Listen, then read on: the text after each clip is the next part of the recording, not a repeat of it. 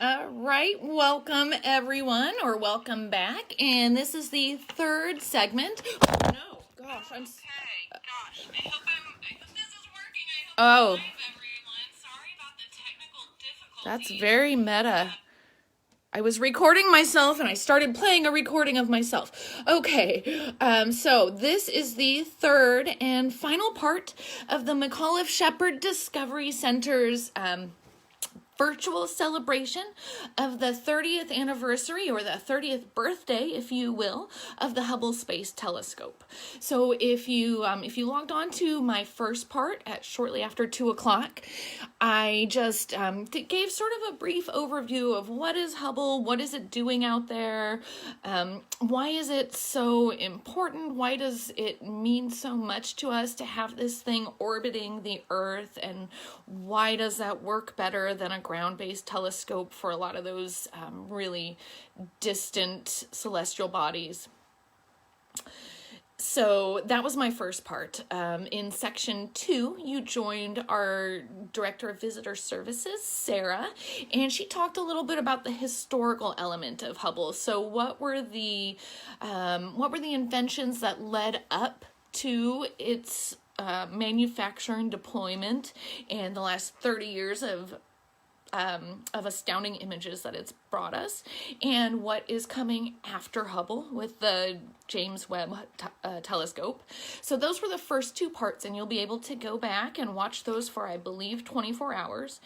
And we do want to really thank you all for bearing with us with the technological component of this event, because as Sarah said, this was meant to be an in-person event, and of course, circumstances changed pretty rapidly, so this is actually McAuliffe-Shepard's first Facebook Live event, and we're excited, and we've had a couple of really minor technical glitches, but we appreciate you all being so patient.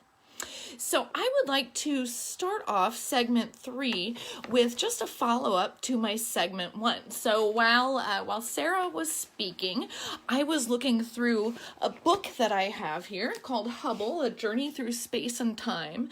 I got this for my husband for Christmas a couple of years ago, and it's really an outstanding book, highly recommended, published in collaboration with NASA. So if you saw my first segment of this virtual Hubble celebration, I talked a bit about the pillars of creation, one of Hubble's really famous images. It's an image of what we can call a star nursery. So again, we talked about how a nebula is where a star is born out of that cloud of dust and gas, that big massive cloud of dust and gas in space, which it turns out is actually quite beautiful. So who knew a dusty cloud, right, could be something to look at, but it certainly is. So just to follow up on that thought, if anyone is not familiar with the pillars of creation, I do have a copy right here, and I would like to first of all show you the image. Look how stunning that is.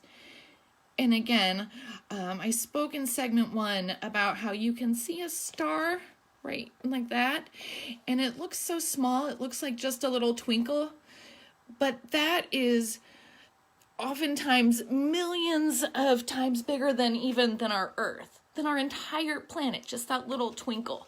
And I'll read you the caption to this image, actually.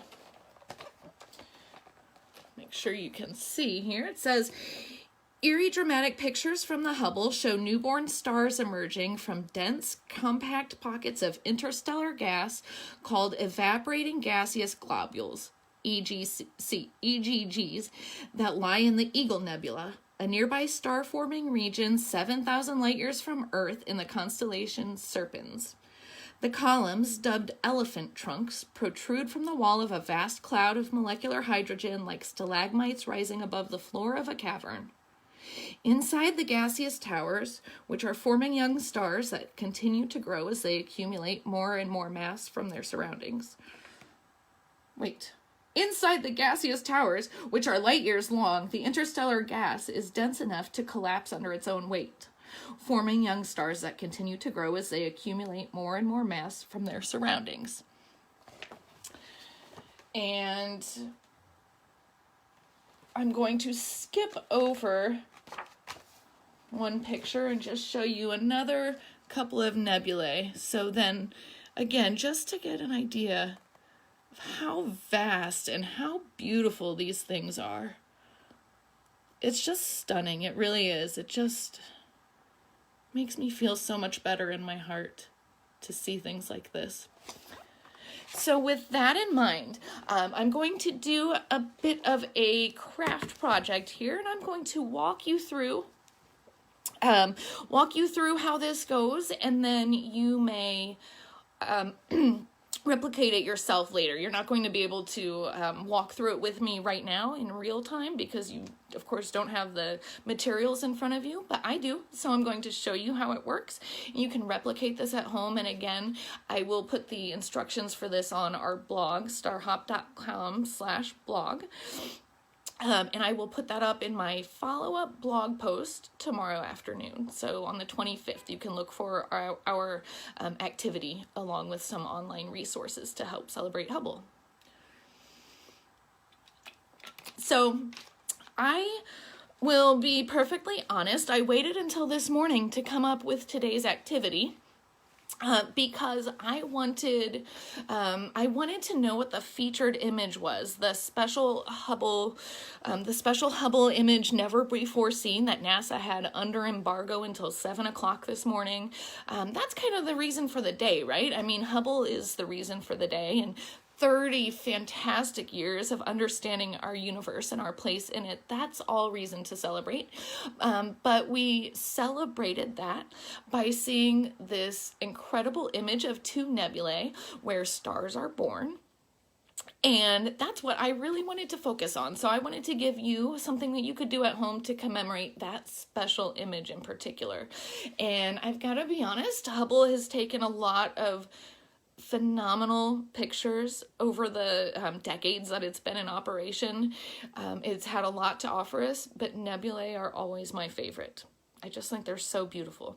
So today, I just feel like I lucked out. I'm so happy that the special birthday image that was released by NASA today, I'm so happy that it happened to be a nebula, because now I get to create a nebula in a jar at home, and that's my favorite.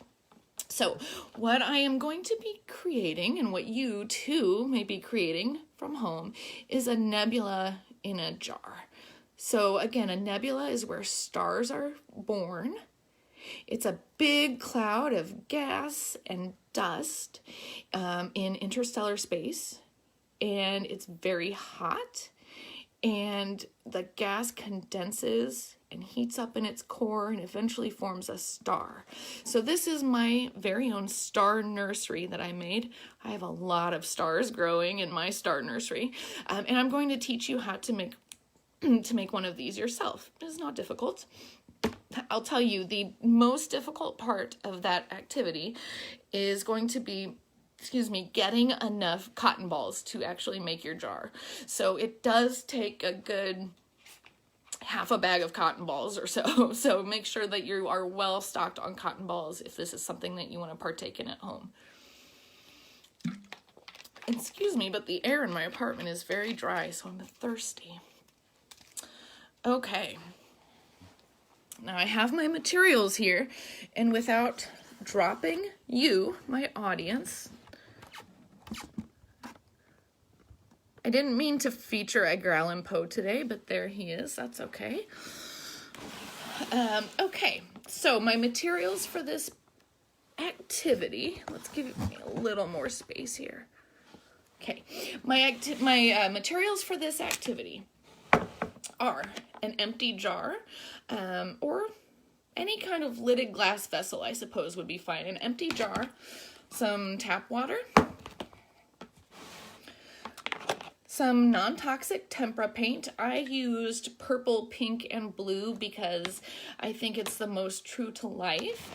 Based on the images that I've seen of Hubble, that is often the spectrum that they tend to come in. So I'm using pink, purple, and blue. You may use any colors you like. Let your imagination run wild. I have glitter. So I have some standard regular glitter, and I actually happen to have glitter that looks like little stars. So I really like those. And I have some popsicle sticks for stirring. So the first thing, this really stable here, because what I don't want to do is dump paint all over my phone or laptop. Okay, so I'll take the lid off of my jar and fill it about 1/3 of the way with water. I'm going to make a 3-layer nebula. You could do more layers with smaller amounts of water per layer. And I'm going to, let's start with pink. I'm going to take my pink tempera paint, just dump a little right in the water there.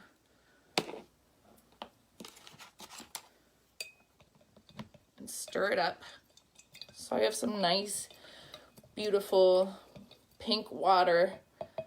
It's going to look like, what was it, NGC 2014? Was that the red one? In the 30th anniversary image?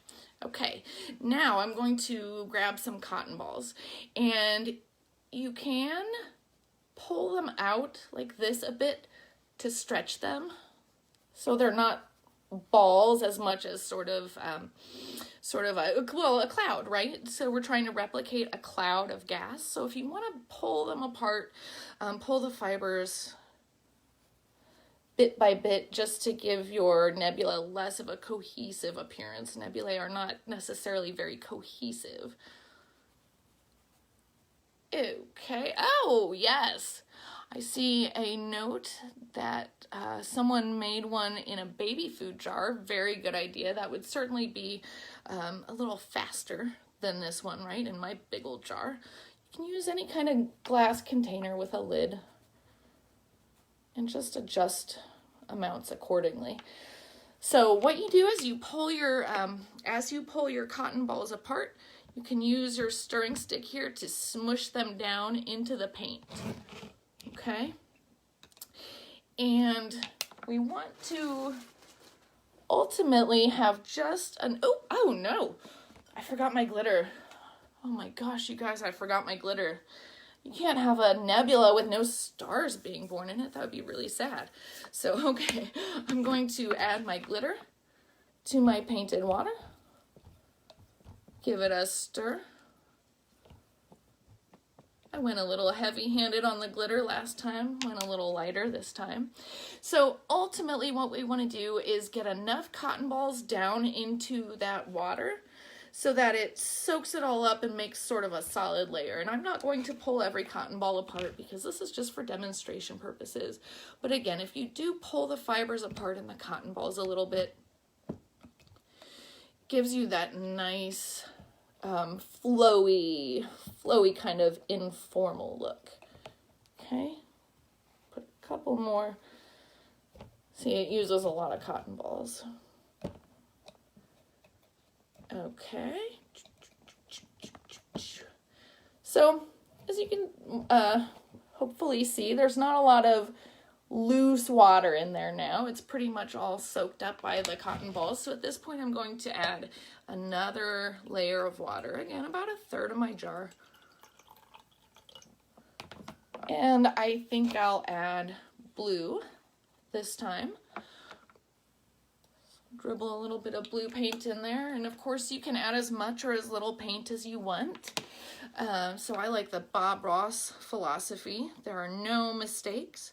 So if you want really dark, vibrant colors, you can put a lot of paint in your water. If you want it to be a little more muted and neutral looking, you can put a less concentration. Oh, I forgot the glitter again. You guys, this is just absurd. Here we go, my glitter. So in an ideal world, we would remember to put the glitter in when we add paint to the water. But again, it's not always an ideal world. So if you want to do this at home, again, I would pull those cotton balls apart so that they look less like balls and more like masses of gas floating out there in interstellar space. But I'm not going to make you watch me pull apart 70 cotton balls. Okay. I think I'll disperse my stars a little bit. Ooh, that looks like cotton candy, doesn't it? Does that make you hungry? All right. I'm going to do my third and final level. And if you get enough cotton in there, it'll really soak up that water, that painted water, such that, as you see, I've got a little bit of blue paint up here, you know, coming up from this level, but not a ton. That water is pretty clear. Most of the colored water gets absorbed by the cotton balls. So my third and final layer, that's a lot of purple in there. And guess what I am going to remember to do now is add my glitter stars. A lot of them. Okay, give them a stir. And we'll top it off with cotton balls. Ooh. Okay.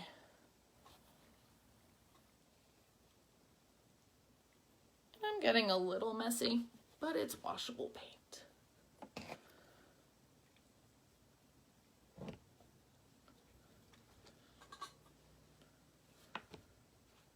Okay, I think we're done. Guys. Well, no, you know what? I'm gonna top it off with just a little bit more liquid. Now we're done. So I'll put my lid on. And there is my second nebula jar I've created today. So you can see all of my clouds of dusty, gassy, beautiful star nursery goodness. Very easy to create at home. I hope you do. I hope you share pictures with us. You can tag us on Facebook or on Instagram or on Twitter. If you do any of our activities that we post on our blog, if you do any of our crafts, if you do any of our engineering activities, we love for you to share those with us and tag us so we can see what you're doing from home. So again, this is just a quick activity. I sort of came up with it on the fly because I wanted to celebrate the beautiful image of two nebulae that we saw never before this morning. I was up waiting for it at 7 a.m. and I wanted to make this creation in honor of that Hubble creation. So I hope you make this at home and let us know how it goes. Let's see here. And again, if you pull there's a piece of cat hair in there. You'll have to be careful with that, folks. I'm here to make all the mistakes so you don't have to, right?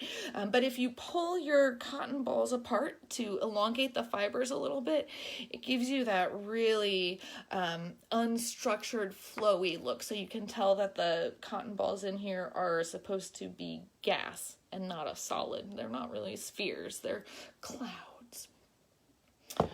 Let's see. Oh, I also wanted to encourage you to all make a birthday card for the Hubble. So you can do that digitally. You can make a PowerPoint slide.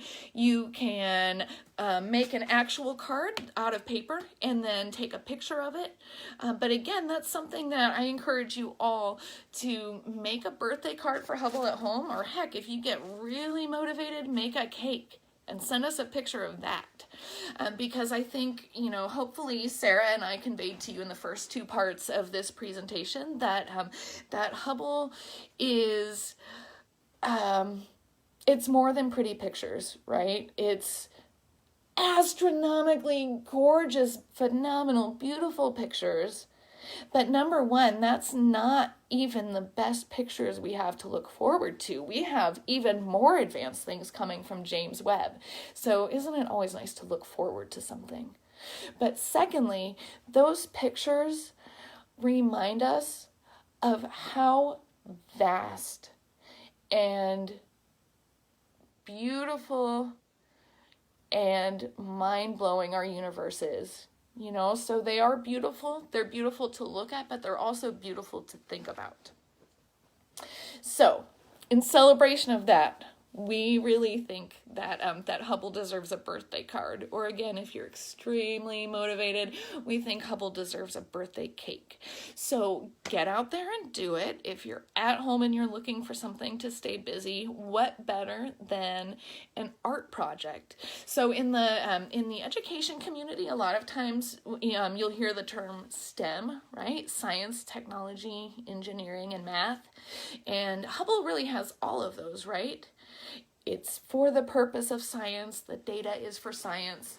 It's technologically capable of doing what it does because of all of the engineering marvels who cooperated together on it. And of course, that requires a lot of math. So I think Hubble is a really neat way to think about STEM because it has all of those aspects.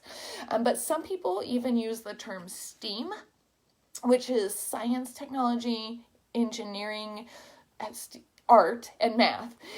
So if you like to do hands-on activities like a card or a craft project, and really think about what Hubble can tell us in terms of data, what it can tell us in terms of physics and astronomy and the vastness of the universe, and how there are galaxies countless beyond our own, all waiting for new discoveries in the future. It's just so exciting, isn't it? So I think I'm going to sign off now. Well, you know what? No, let's do a quick Q&A. I'm going to, if anyone has any questions that have not been answered yet, I'm going to scroll up and just see if anyone asked anything. Christine likes that book. Yes, it is a good one. Christy, hi! Oh, that was you. Oh, that was you who did the ones in baby food jars. I like that. Excellent. So it looks like some people are planning to do the craft at home. If we have any questions, I am happy to answer questions or to just stick around. Otherwise, I think I'll sign off. And again, thank you so much for joining us for our first Facebook Live event. It has been an adventure. It has taught me a lot about the logistics of how to run an event like this, so we can hopefully bring you a lot more in the near future. It has been so much fun sharing the new special... Oh, what is my favorite Hubble picture? I think the Crab Nebula.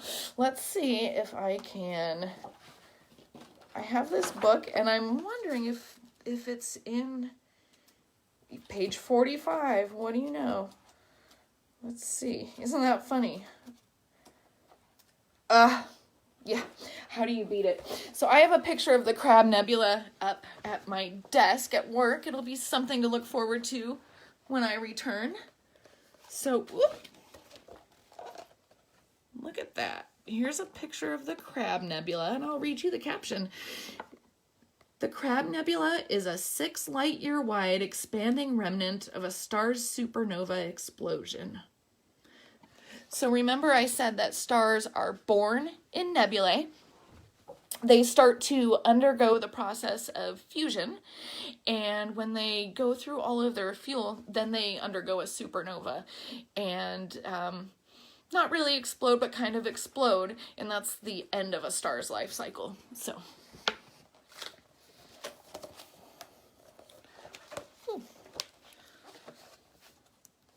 okay. The Crab Nebula is a 6 light-year wide expanding remnant of a star's supernova explosion. Japanese and Chinese astronomers recorded this violent event nearly 1,000 years ago in 1054, as did almost certainly Native Americans. The orange filaments are the tattered remains of the star and consist mostly of hydrogen.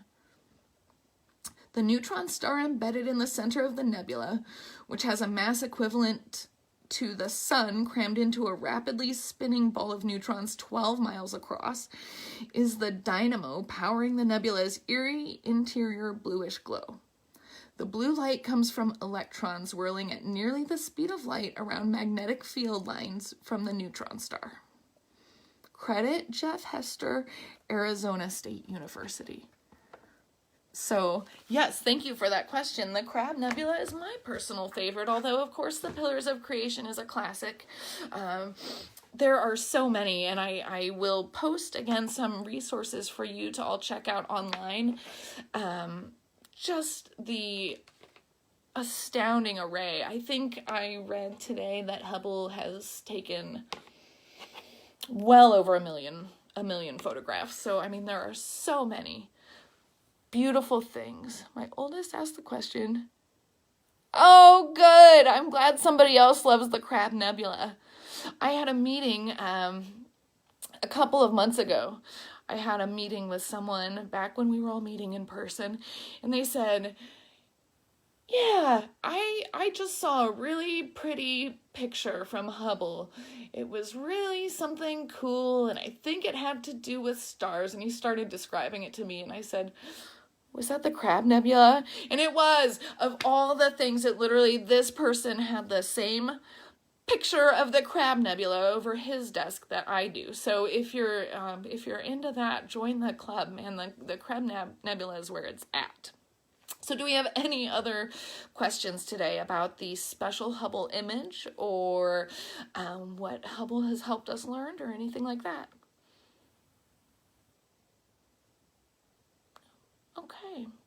Okay. Well, listen, you all know where to find us. You may certainly send us a message on Facebook anytime. We are still available via email. Yeah, we're not going anywhere, literally and figuratively, folks. We're not going anywhere, right? So our doors are not open, but we are still working from home. We're working, as Sarah said, to bring you activities and stories and lessons and all manner of STEM and STEAM and a little bit of history in there. And we are just trying to keep the learning coming at you. So thanks so much for joining me, everyone. I hope you've really enjoyed celebrating Hubble's 30th birthday. I hope you'll make Hubble a birthday card and share it with us on social media. I hope you'll make Hubble a birthday cake. I hope you will look at our blog tomorrow, starhop.com.